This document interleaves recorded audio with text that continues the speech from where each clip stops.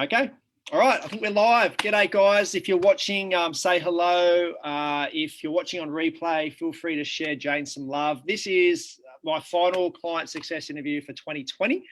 And I'm really excited to share the next lady's story with you. She's been a member of our group fitness program for, it's been over 12 months now. And I'm going to let her explain why she joined and what she's really kind of noticed as a result of her consistency and whatnot over the past 12 months and longer.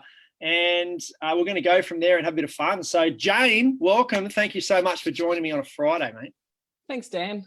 Fresh after I saw you this morning. There you go, all scrubbed up. Yeah, I've had a shower. I was somewhat of a mess. Amazing what shower does. So thanks for joining me. Can you kind of tell us a little bit about what prompted you to join us in the first place? So I've been on a bit of a sort of fitness journey, I suppose, in one way or another for the last 5 or bit over 5 years.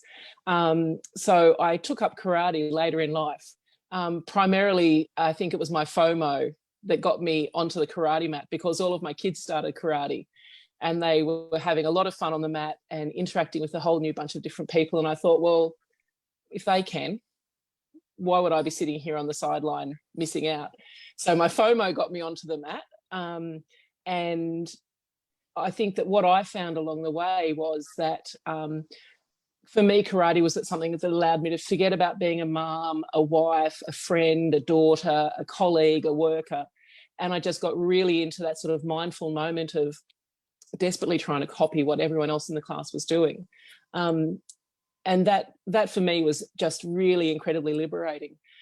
As that karate journey has continued, I got to a point where my karate classes were giving me a certain degree of fitness, but I had a really big deadline looming of being able to go 20 rounds of sparring, no gloves, only a mouth guard, and a whole bunch of black belts attacking me. And that scared the pants off me. And I realized I needed to be fitter. Otherwise, I was going to just be a puddle on the ground and I wouldn't achieve my goal. So Facebook helpfully came to my aid. And as Facebook often does, promotes things that you're actually yourself looking into. And you guys popped up. And so here I am. Yeah, good stuff. Facebook. I'm glad you are here. And it turns out, obviously, you knew people, obviously, who were training with us as well. But yeah. When you did join in the first place, because I mean, you obviously getting up in the mornings, rain, hail or shine, you turn up through winter when it's dark, it's not motivating. Like, what have you found most challenging? I guess I'd ask you that question. What have you found most challenging about being, because you've been really consistent, you've been one of the most consistent clients we've had, and that shows in your fitness and your strength and all that stuff. But what have you found most challenging about kind of the whole process? The most challenging thing for me was that initial reach out.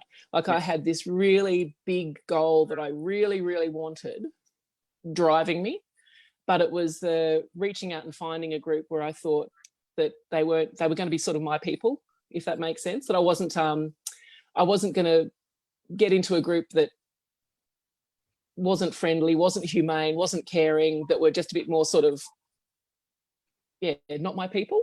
I get it. And so for me, that challenge was reaching out, and the worry for me was around, if I reach out to these guys and they aren't my cup of tea, will my overwhelming experience of them not being my cup of tea just go, nah, Jane, back out, don't do this.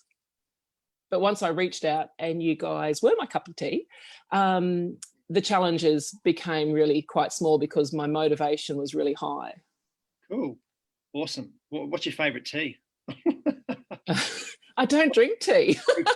Are we like Tetley, or are we a bit of Dilmah, or what are we? Oh, I don't know. Probably a bit more bespoke than that. No, nice. Tell me about what is it you've achieved along the way. Obviously, you joined because partly the big reason you joined was karate, and I know personally a big part of the reason you joined was obviously the well-being component as well. Tell us what you've noticed the most so far about just being consistent with your exercise. What kind of things have come about from that? Yeah, I think there's probably some general strength and fitness stuff. But the stuff that really, I suppose, makes a big difference for me is general stress levels. So, you know, like many people, I've got a stressful job that takes a lot out of the tank. And for me, exercise, whether it's karate or with you guys in the morning, helps me as it's a bit of a buffer for those stressful day activities that I get up to. And so for me, that's the really big one of stuff where, you know, things go wrong and people bring it to me in the workplace, and instead of feeling incredibly overwhelmed, it's felt like a bit of a challenge. Okay, we've got to problem solve this, and I've been more able to cope with those challenges in an ongoing way. Wow, awesome.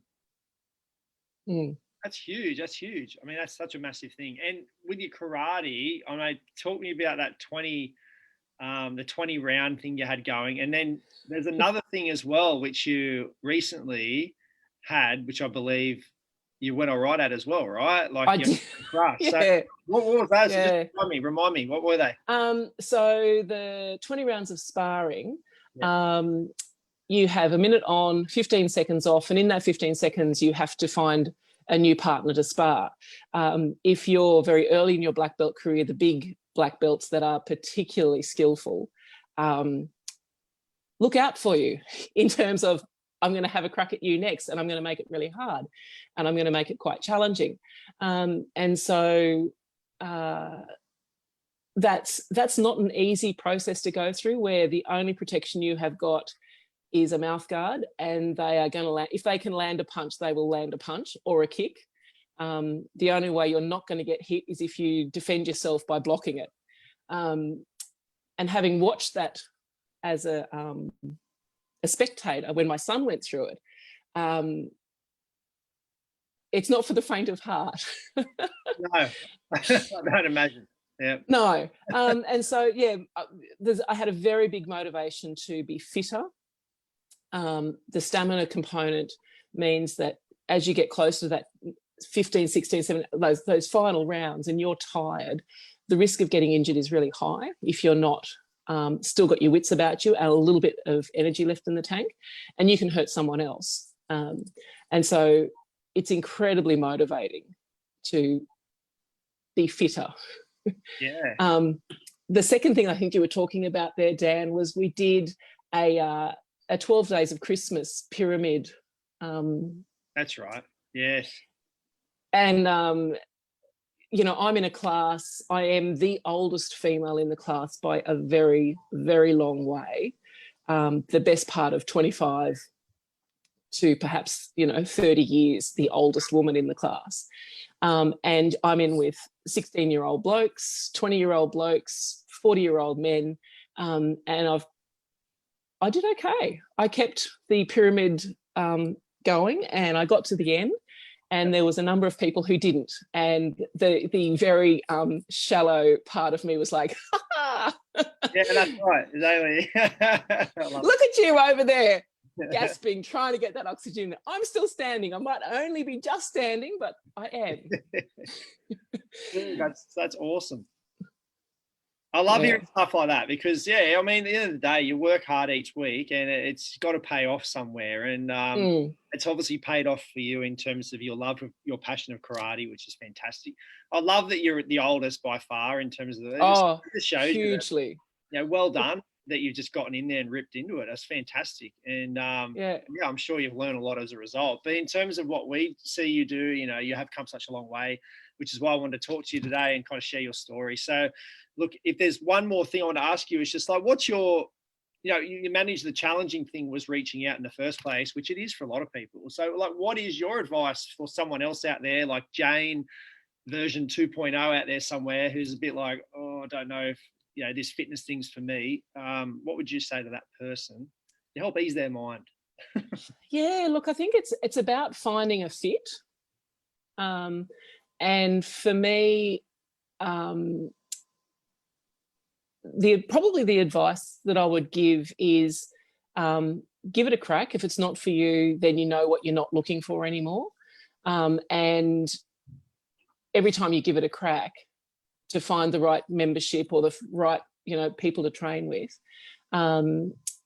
you're getting closer and closer to finding out what it is you truly want. And it's the actual getting it moving. You know, I can see the ad 20 times on Facebook. If I do nothing about it, I'm no further ahead. I've got to actually do something. And that's the bit that's really tricky at things at times, but it's really very well worth it. Awesome. No, that's very well put. Very well put. Absolutely, man. That's fantastic. Thank you so much. Thanks for good advice, and thank you so much for sharing your story. And you are one unique lady. You turn up, you give it a good crack, you got a great attitude, and you're the only person here in our community who could probably kick the crap out of everybody else. So I'll be nice to you from now on. No, you don't have to. No, I won't really. And yeah, exactly. Let's be honest here. I'll just stay with my distance, social distance. But no, thanks so much for sharing that. And if anyone else out there resonates with Jane's story, you know, feel free to give her a shout out in the comments below. And I will leave you with that. And thank you so much for joining me today, Jane. Thanks, guys. Have a good Christmas, everybody out there. And we'll be back with some more interviews later on next year in 2021. All right, Janie. Have a good day. Thanks, everybody. See ya. Bye.